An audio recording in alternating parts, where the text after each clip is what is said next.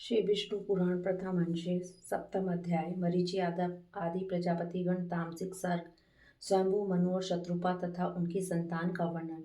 श्री पराशर जी बोले, फिर उन प्रजापतियों के ध्यान करने पर उनके देह स्वरूप भूतों से उत्पन्न हुए शरीर और इंद्रियों के सहित मानस प्रजा उत्पन्न हुई। उस समय मतिमान ब्रह्मा जी के जड़ शरीर से ही चेतन जीवों का प्रादुर्भाव हुआ। मैंने पहले जिनका वर्णन किया है, देवताओं से लेकर स्थावर पर्यंत वे सभी त्रिगुणात्मक चर और अचर जीव इसी प्रकार उत्पन्न हुए। जब महाबुद्धिमान प्रजापति की वह प्रजा पुत्र पौत्र आदि क्रम से और न बढ़ी, तब उन्होंने भृगु, पुलस्त्य, पुलह, कर्तु, अंगिरा, मरीचि, दक्ष, अत्रि और वशिष्ठ इन अपने ही सदृश अन्य मानस पुत्रों की सृष्टि की। पुराणों में ये नौ ब्रह्मा माने गए हैं। फिर खयाति, भूति, संभूति, क्षमा, प्रीति, सन्निधि, ऊर्जा, अनसूया तथा प्रसूति इन नौ कन्याओं को उत्पन्न कर उन्हें इन महात्माओं को तुम इनकी पत्नी हो ऐसा कहकर सौंप दिया। ब्रह्मा जी ने पहले जिन सनकादि को उत्पन्न किया था, वे निरपेक्ष होने के कारण संतान और संसार आदि में प्रवृत्त नहीं हुए। वे सभी ज्ञान संपन्न, विरक्त और मत्सर आदि दोषों से रहित थे। उन महात्माओं को संसार रचना से कोई वो न था। ब्रह्मा जी को त्रिलोकी को भस्म कर देने वाला महान क्रोध उत्पन्न हुआ। हे मुने, उन ब्रह्मा जी के क्रोध के कारण संपूर्ण त्रिलोकी ज्वाला मालाओं से अत्यंत दीप्यमान हो गई। उसी समय उनकी टेढ़ी भ्रिकुटी और क्रोध संतप्त ललाट से दोपहर के सूर्य के समान प्रकाशमान रुद्र की उत्पत्ति हुई। उनका अति प्रचंड शरीर आधा नर और आधा नारी रूप था। तब ब्रह्मा जी अपने शरीर का विभाग कर ऐसा कहकर अंतर ध्यान हो गए। ऐसा कहे जाने पर उस रुद्र ने अपने शरीरस्थ पुत्री और पुरुष दोनों भागों को अलग अलग कर दिया और फिर पुरुष भाग को 11 भागों में विभक्त किया। तब स्त्री भाग को भी सौम्य, क्रूर, शांत, अशांत और श्याम, गोर आदि कई रूपों में विभक्त कर दिया। तदंतर हे द्विज, अपने से उत्पन्न अपने ही स्वरूप स्वयंभू को ब्रह्मा जी ने प्रजा पालन के लिए प्रथम मनु बनाया।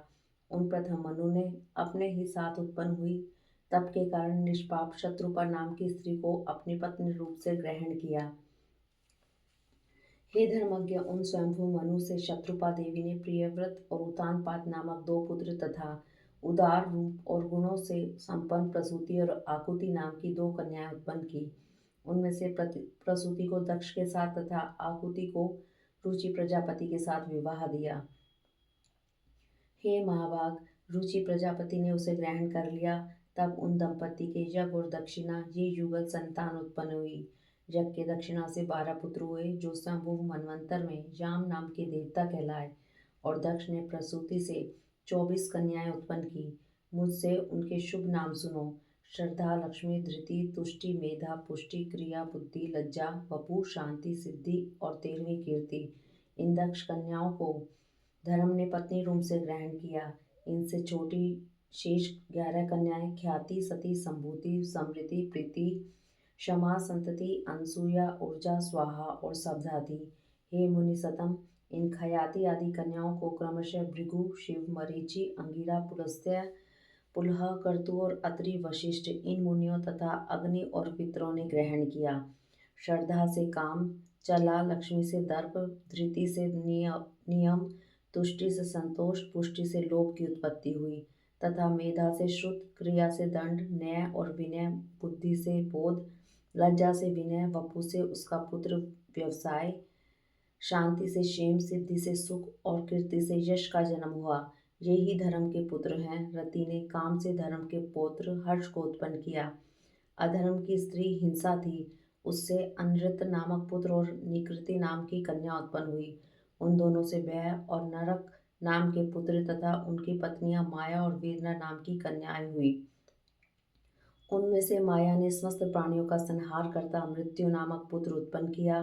वेदना ने भी रौरव नरक के द्वारा अपने पुत्र दुख को जन्म दिया और मृत्यु से व्याधि, जरा, शोक, तृष्णा और क्रोध की उत्पत्ति हुई। ये सब अधर्म रूप हैं और दुखोत्तर नाम से प्रसिद्ध हैं, क्योंकि इनसे परिणाम में ही दुख प्राप्त होता है। इनके न तो कोई स्त्री है न संतान, ये सब उधर्व रेता हैं। हे मुनि कुमार, ये भगवान विष्णु के बड़े भयंकर रूप हैं और यही संसार के नित्य प्रलय के कारण होते हैं।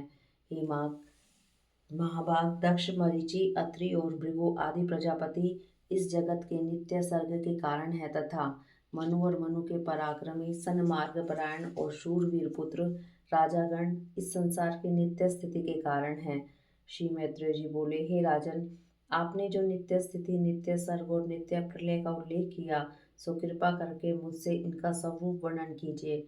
श्री पराशर जी बोले, जिनकी गति नहीं कही जा सकती और नहीं रुकती है, वे अचिंत्य आत्मा सर्वव्यापक भगवान मधुसूदन निरंतर इस मनु आदि रूपों में संसार की उत्पत्ति, स्थिति और नाश करते रहते हैं। हे द्विज, समस्त भूतों का 4 प्रकार का प्रलय है, नैमित्तिक, प्राकृतिक, आत्यंतिक और नित्य। उनमें से नैमित्तिक प्रलय ही बाह्य प्रलय है, जिसमें जगतपति ब्रह्मा जी कल्पांत में शयन करते हैं तथा प्राकृतिक प्रलय में ब्रह्मांड प्रकृति में लीन हो जाता है। ज्ञान के द्वारा योगी का परमात्मा में लीन हो जाना आत्यंतिक प्रलय है और रात दिन जो भूतों का क्षय होता है वही नित्य प्रलय है। प्रकृति से महतत्वादी क्रम से जो सृष्टि होती है वह प्राकृतिक सृष्टि कहलाती है और अवान्तर प्रलय के अंतर जो ब्रह्म के द्वारा चराचर जगत की उत्पत्ति होती है वह दैनंदिनी सृष्टि कही जाती है।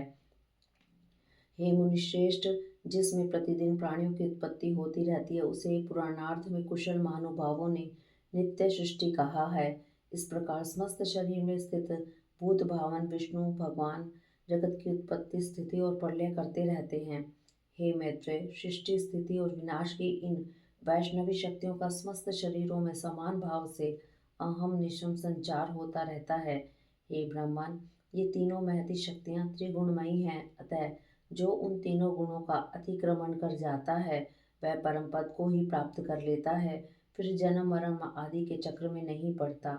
इति श्री विष्णु पुराणे प्रथम अंशे सप्तम अध्याय।